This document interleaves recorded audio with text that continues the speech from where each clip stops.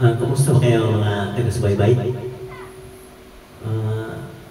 Lalong-lalo na sa aking mga kamag-anak at saka sa mga nakakakilala sa akin. Baka magtataka kayo, may hawak akong gitar. Hindi naman ako marunong masyado ng gitar, konti-konti lang. Pero bigyan ko lang daan ng kasi ako mahilig kumanta. Nag-aral-aral din ako na gumawa ng sariling kanta. At gagamitan ko ng minus one. Kasi sa gitar, para bang hindi ko talaga linya kasi malalaki aking daliri. Ano ang tunog hindi maganda. Kaya mula noon pa, hindi ko masyado pinagbigyan ng panahon yung pag-aaral ng gitar. Kaya po, ngayon, nag-uso ang vlog nang hinayang ako. Pero, ang aking vlog mga kaibigan, personal vlog. Ibig sabihin, ang lahat ng binablog ko, karamihan na nangyari sa aking buhay. Halimbawa, dito sa mga kanta, nangyari din, karamihan mga love song, mahilig ako sa, hindi ako masyado sa mga pabiro na kanta, seryoso. Kasi yan po, kinukuha ko rin sa mga nangyari sa aking buhay. Itong team song kong kanta na ito, Anak ng Mahirap, talagang totoo. Ibig sabihin, ako, walang pinag-aralan. Pero pagka nagsikap ka lang at saka nagdasal ka, pagkawaan ka ng Diyos. So, teka, kakantahan ko muna. Patunayan ko muna. Marunong na ako mag-gitar ng konti. Ito, dukha. Ako ay isang anak mahirap. Lagi na lang akong nagsusumikap. Buhay ko'y walang sigla, puro na lang dusa. Paano na ngayon ang buhay ko? Sa akin ay walang tumatanggap. Mababa raw ang aking pinag-aralan. Grade 1 lang ang inabot ko, no-read pa ko. Paano na ngayon ang buhay ko? Yan, hanggang dyan na lang ang kanta kasi alam niyo, gusto ko talagang bigyan daan itong may i-share ko sa inyo ang nangyari sa aking buhay. Ako talaga, mula bata pa, nakaplano talaga ang aking buhay. Ibig sabihin, hinahangad ko yung susunod. Yung habang ako lumalaki, tinitingnan ko kung paano talaga ang buhay ng isang tao. Kaya po, nung maraming mga pagsubok, nalampasan ko siya kasi lagi akong nakikinig ng mga payo ng mga nakakatanda.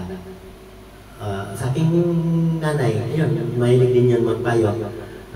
Kaya lang, huwag na natin ungkatin yung mga magulang. Ibig sabihin, wala silang magagawa kung sobrang kahirapan. Walang magagawa. Kaya po, kayo yung mga pinanganak ng sobrang mahirap. Pareho-pareho tayo, pero ibig sabihin, di po natin masisi ang ating magulang kung yun lang ang kakayanan nila.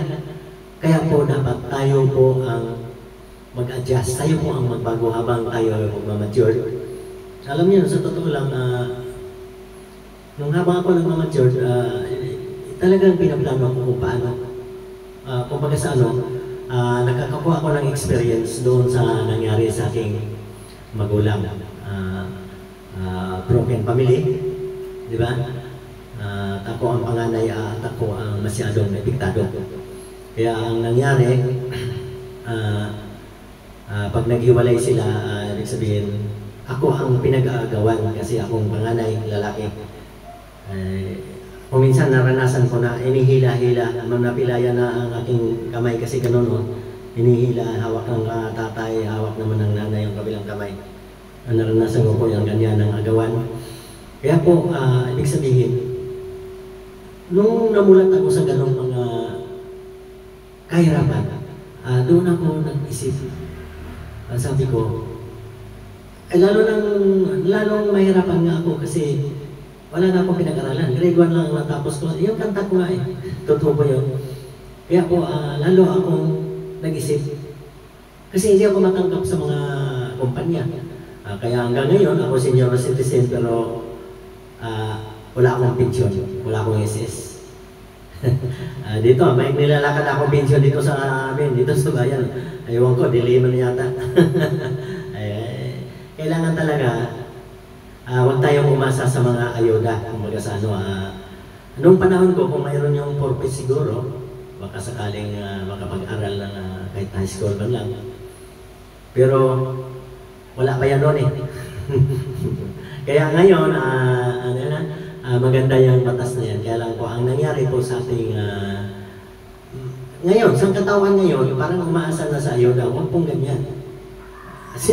Ay, hindi po babagsak po ang ating bansa. Kaya nga, imported na yung bigas eh. Kasi yung nabawasan na yung mga nagsasaka. Nag-antay na lang ng ayuda.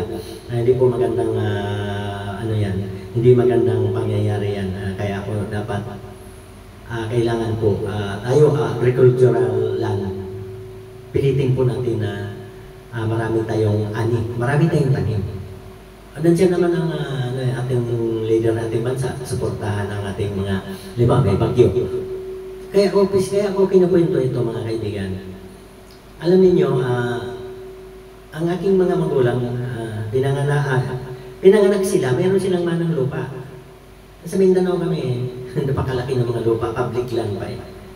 Pero bakit bumagsak kami sa sobrang kahirapan? Ang lupa, pinabayaan, hindi sinaka, bininta. Minsan palitan lang ng mga bagay-bagay. Yung gano'n po ang nangyari, kaya po sana hindi pa naman huli ang lahat.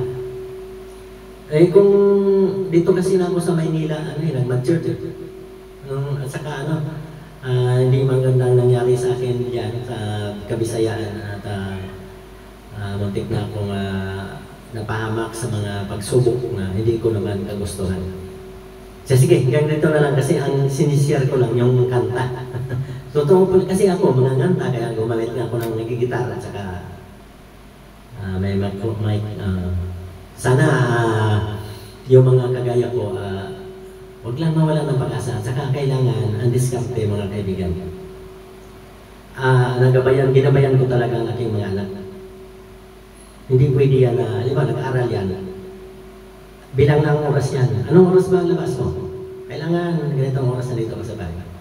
Yun po ang importante, magabayan ng mga anak para po hindi paliko-liko ng daan. Kasi kung minsan, alam nyo ba, kung alin pa yung maraming pera, kung minsan hindi nakakatapos. Kasi ibig sabihin, napariwara. Meron ganyan eh. Diba? Di lang mahirap ang hindi nakatapos. Meron ding mayaman na hindi nakatapos ang anak kasi nagloko. Kaya po, importante po ang magabayan po natin ang ating mga anak. Sana may konting may share sa inyo. Kasi yan talaga ang aking channel.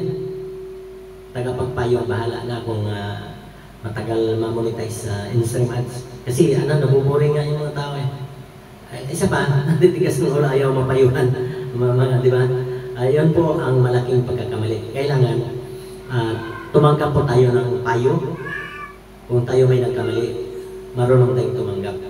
Kasi kung hindi ka matututo. Tandaan mo yan.